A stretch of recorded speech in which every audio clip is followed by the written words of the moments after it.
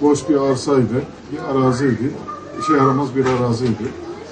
Ama özellikle mahallenin ihtiyacı olan Kur'an kursu ve taziye evi noktasındaki ihtiyacını görerek burayı mahalleye mal sahibinden topsunu alarak, evi olarak ve yola çıktınız. Ve çok zor şartlar altında muhtarımız burayı bu hale getirdi. Allah razı olsun. Belediye başkanı olarak biz kendi cebimizden harcamadık. Yani hayırseverlere aracılık ettik.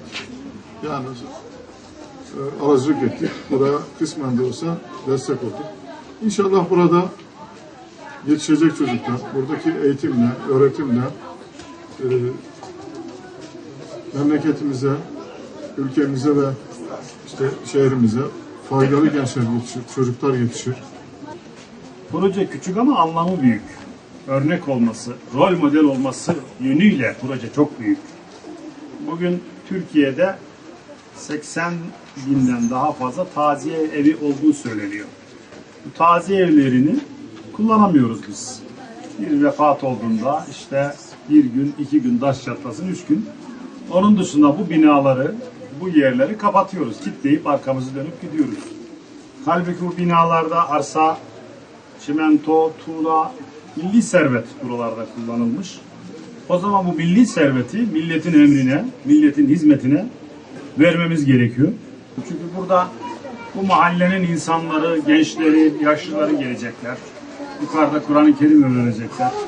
Taziye dönemlerinde burada dualar okunacak. Onun dışında da öğrencilerimiz kitapla buluşacaklar. Aydınlık bir simayla buluşacaklar. Burada hocalarımız onlara rehberlik edecekler. Dinlerini, dünyayı, yaşamı, hayatı, insana saygıyı, insana değeri ve dolayısıyla Allah'ın istediği bir insan gibi insan olmayı burada öğrenecekler. O bakımdan sakın buranın küçüklüğüne, binanın tevazusuna bakmayın. Bu proje çok büyük bir projedir. Yarın inşallah Türkiye'de 80 bin taziye bu şekilde dönüştüğünde 80 bin tane yeni kütüphane, 80 bin tane yeni okuma evi, 80 bin tane toplum merkezi haline dönecek. Hakikaten burada öğrencilerimizle ilgilenmek, onlara güzel kitapları sunmak, onlarda bir farkındalık oluşturmak, onlara değerler eğitimi vermek bizim en önemli amaçlarımızdan. Bu konuda çok ciddi eksiğimiz var arkadaşlar. İnsana saygı ne?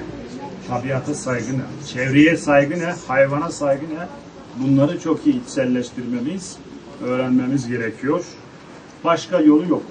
Okulda öğrenemediğimizi, kütüphanede öğrenemediğimizi, televizyondan, internetten öğrenemediğimizi nerede öğreneceğiz?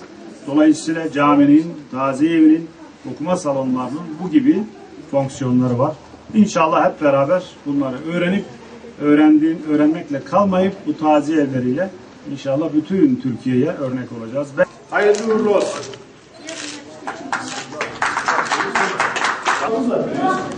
Her şey